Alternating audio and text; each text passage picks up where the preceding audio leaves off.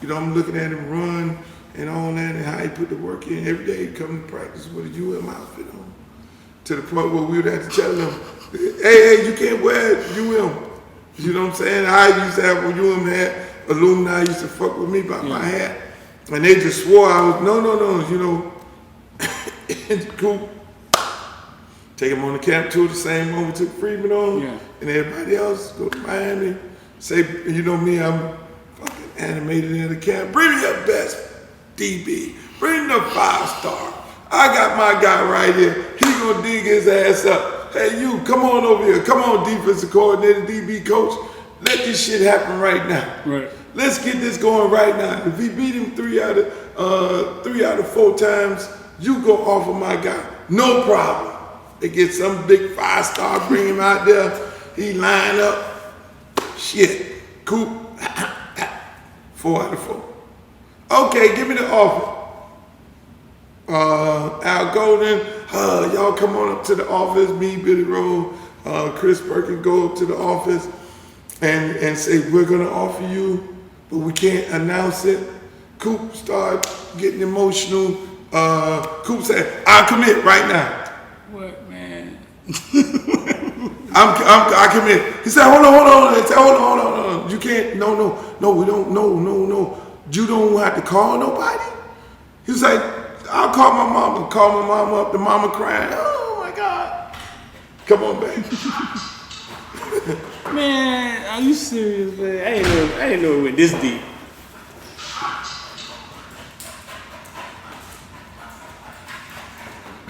And his name is Jack the Ripper. He will steal your shoes, your phone, the remotes, all that shit. $7,000, Yeah, so Coop called his mama. Coop called his mama. She on the phone, emotional, on the speaker, and all that. No, it's okay. And he was like, and they were like, no. But you can know we can't take the off. We can't have you commit right now because you know we have this guy Herb Waters. I'm like, fuck is Herb Waters? You know, I'm like, who the hell is Herb? We got this guy Herb Waters, and you know. Luke, can we like, hold on, we need to talk to y'all outside. Coop goes out and they, well, you know, Herb Waters, we told him we're not gonna take another receiver. And if we take him, then Herb don't come to Miami. What you said to that? I said, fuck Herb Waters. I said, well, but I basically say, look, man, is that what we become? Right. You know, last time I checked, because I know the history of Miami. Right. Last time I checked, you come here to compete. And if Herb Waters don't want to compete, then that says a lot about him. Right. Not knowing whether Herb would have competed or not. Right. This is what these dudes is telling me. Right. I'm like, hey, look here, man, if he ain't ready to compete, then what the fuck are we doing? Because I know Edwin James was in the same room with Clinton Portis and Gore and all them. Yeah. And they told Gore the same thing. Right. You know, Donnie Solid just say, Gore, you scared to compete? Right. If you talk to Gore right now, he'll tell you that's what got his ass down there. Yeah, that's exactly what got him down there. Yeah, so now if you ain't got that in you, what are we doing? So now Frank told me the same story. He said basically he challenged him. Frank said he was going to Ole Miss. He challenged him. And that's what made him, who you think better than me? Shit, exactly. Go down here and see what you're talking about. Yeah. Right. And I think probably if they would have had the conversation with Herb and, you know, but that was them. You know, I don't know, you know, then again, you don't know. You know, some kids don't want to challenge. Like it was the same similar situation like right now with a school, I ain't gonna call no name, but they were like, you know, one kid don't want to commit because I asked, well, ain't y'all recruiting this kid right here? And they're like, yeah, but, you know, he don't want to commit because we're recruiting your kid. And I'm like, what the fuck are we doing? You know, I'm like, hold on. Well, if I was you, I'd drop him because if he don't want to compete, and it's no, well, we telling him he's going to play a different position, right. And Then this kid, I'm like, look, man, the bottom line, if you got how many people on the roster, how many people in that room, it's going to be everybody coming in that room want to compete. Right. And so. You say this is going on right now? Yeah. Yeah? I ain't calling no names. Why do you think they do that? Because they got one kid higher than another kid on the board? No. I think it's the kid. And a lot of times it's some of the coaches, the high school coaches. You know, hey man, look man, you take Ray, then Ray going there. I don't want to go there. I want to go somewhere else. But why would the coaches let the kids hold them hostage like that? You see what I'm saying? That's what I'm saying. So, I wouldn't recruit if I'm at an institution, at a college institution, a kid tell me I don't want to come there for another time, and I keep him, since we talking about Freeman, that was the same thing. I asked him, so Freeman, you gonna go to Florida State? That was part of the conversation. Right. You know, you go to Miami, you probably can start like right now. Right. You go to Florida State, do you know they committed Mr. Florida, which was James Wilder, the running back. Right. Man, coach, I don't care nothing about that.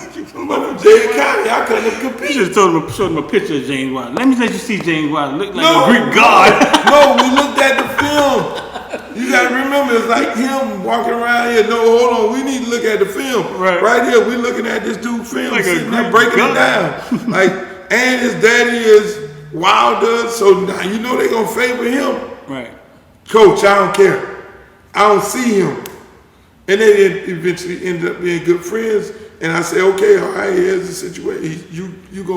You already, you know, Telly already got him tracked to come out early. Right. So, okay, and Wilder was coming out late. And so now you will be ahead of him by going in early. And so you'll get a spring up under your belt. You'll get the lifting and all that stuff like that. Yeah. And you'll get acclimated to what's going on versus the guy going late. Let's back up on that a little bit. Wilder was like Mr. Everything. Now that I replay it in my mind, like, see, Wilder was Mr. He was Mr. Everything. He was Henry. Running motherfuckers over. Right. This man played linebacker and running back. It wasn't just a good running back. We looked at him like, man, God damn, that's LeBron coming out of high school. Exactly. And Freeman said, I don't see him. He said, I don't see him, coach. And it was true. I was like, now you know, I'm sitting up here like, it's your decision. You go to Miami, but this dude, Mr. Florida, they're going to play politics. They're going to play him. Coach, I don't run from no smoke. Right. Eventually. So him going there early probably helped them out a lot, too. It helped tremendously. Yeah, because they got to see him, and once you see talent like that, you can't. Yeah, your body changes so much early when you go in early, and that's what I encourage all kids to do. Go to college early. Yeah. Get out of school. You know, you can always come back to the prom. You know, get out, go in, you get that spring up under your belt, practice, and in the spring, that's when they determine who plays. Yeah. That's almost like an extra year. So what did the ship sail with Amari Cooper? Like, what point that he wasn't going to change his mind and come? No, so we went to Florida State. I went there, did the same thing. Stoops was the defense coordinator. You know, I told him to bring his best guys. Florida State brought up, soft offer, we don't know enough about, we're going to recruit you for the rest of the year. So then we get in the band, and then we go to Alabama and end up, Nick Saban was like, Luke, what you got? Because I don't mess with Nick like that. You know, I'm like, Nick, this dude here is the real deal. He done killed every fucking camp, right? And I think he's the real deal. It's like, okay, let me take a look at him. They were having a 7-on-7 camp that had already been going on, so they were like in the second day of it. And so he inserted us in against the best team with the best cornerback. And then that bus was Coop and Artie Burns. Okay. So Artie had already committed to Miami before that, and they were trying to recruit Artie. Right. No, he didn't commit yet, but they were still recruiting him because at the time he was one of the fastest in the world. And so what ended up happening is, boom. They said, look, no, after 3 plays in the what you call it, Nick was like, no, I want him. Nah, Rick, can you bring him to my office? Go up to the office, hey, son, you got a scholarship here. You want to be here, you can come here. you and Artie, and we love you. Yeah. All right, rest was history. Artie was the first of our wide receivers that went up there, huh? He was the first one, huh? Artie, Amari. Amari, yeah. And then they came started and got the Judy, and they floodgates. came and got Yeah. yeah. Yeah. So this is just sad. I mean, I don't. What do you think Nick saw that they didn't see? Was it? It was. Because I tell you this. Wait, Amari. When you think Amari Cooper high school career, right? You don't think of like we were doing the top 15 greatest most players to come out of. You don't ever think of Amari Cooper high school career. He had a hip pointer in his 12th grade, in his 11th grade year. Right. Okay. Snook got all the passes. Gotcha. Right. Snook ended up going to Right. FIU. So a lot of this was your word, and them having to look at film. Yeah.